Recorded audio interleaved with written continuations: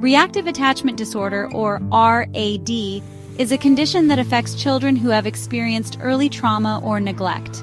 It's heartbreaking because these children are already struggling to trust and connect with others. But what's even more devastating is what happens after they're labeled with RAD. Many of them are subjected to harmful stereotypes and abusive therapy practices that leave scars for life. Let me tell you the truth about these so-called treatments, truths many people don't want to hear.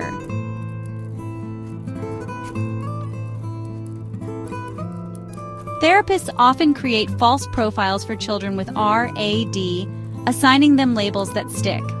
They're called compulsive liars, bedwetters, thieves, and kids who crave negative attention.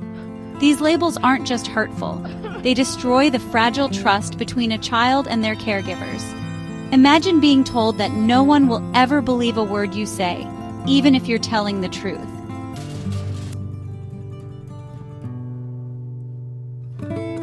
Parents are told to see every action their child takes as manipulative or malicious. They're told not to trust their child, no matter what. Let me give you some examples of how normal behaviors are twisted into something sinister. Forgetting homework? That's labeled as purposeful defiance. Telling a small fib to avoid getting in trouble? Now you're a pathological liar. Crying after being scolded? Manipulative attention-seeking. Sneaking a snack at night? A thief. Throwing a tantrum? A child craving negative attention. Do you see what's happening here? Normal childhood behaviors are used to justify extreme punishments.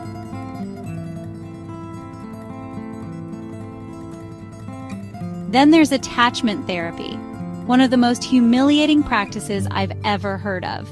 Children, sometimes teenagers, are forced to sit on their adoptive mother's lap, drink from a baby bottle, and stare into her eyes. Now think about that for a moment. Imagine being a teenager with a grown-up mouth, forced to drink from a baby bottle while maintaining eye contact with someone who constantly ignores your feelings. It's not just uncomfortable, it's degrading. And if the child doesn't perform perfectly, they get sent to a respite home, which just reiterates the feelings that they are unwanted and no good.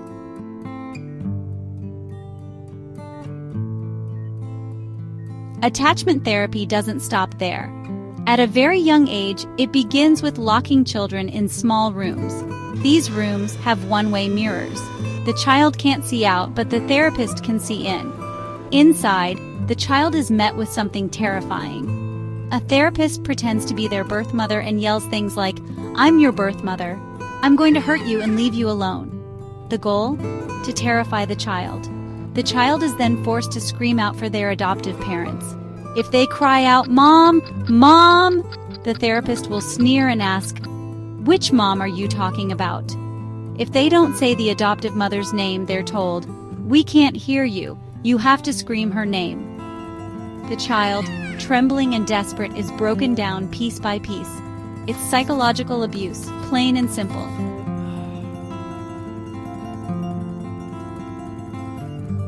These children often rage, not because they're manipulative or evil, but because they're frustrated and unheard. Here's how it usually happens. A parent accuses the child of something they didn't do. The child says, "No, I didn't do that." But the parent immediately responds, "You're lying." The child, desperate to be believed, insists, "I'm telling the truth." Over and over they repeat themselves until frustration builds into a tantrum. And what happens after that? They're sent to respite homes. These homes aren't a break, they're a punishment. Respite homes are where the nightmare continues. Children are forced into manual labor from morning to night, no matter the weather. They're fed only peanut butter, bread, and water, sometimes not fed at all. They're put on something called no talk, where they're forbidden to speak for weeks at a time.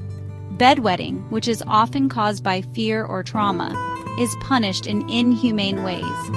Children are forced to wear soiled diapers for hours to humiliate them. And why do these children wet the bed? Because alarms are placed on their bedroom doors and they're not allowed to use the bathroom at night. If they dare to trigger the alarm, they're accused of sneaking around or plotting something. The punishment for going to the bathroom is often worse than wetting the bed. Imagine losing everything: your toys, your belongings, your sense of safety. Just because you tried to use the bathroom in the middle of the night, or because you told the truth. But the therapist convinced your parents that you're a compulsive liar. This is the reality for children with RAD. Their voices are dismissed, their actions are misjudged, and their world becomes one of constant punishment and mistrust. Another of the cruel punishments these children face is the forced sitting in the corner, Indian style, for hours at a time, sometimes even an entire day. This isn't just uncomfortable, it's physically harmful. The cramped position causes severe cramping and poor circulation, leaving the child in excruciating pain. The longer they're forced to sit, the worse it gets. But what makes it worse is the humiliation of having to do it in front of family or friends. It's not just physical punishment, it's an emotional one too, as they're forced to feel small, worthless, and exposed in front of others.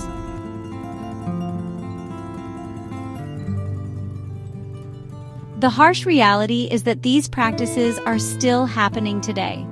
Most children who survive these treatments grow up learning how to heal on their own. They become functional adults not because of the therapy, but in spite of it.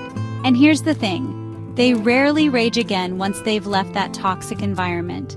Once they're free, they find peace. But the scars remain.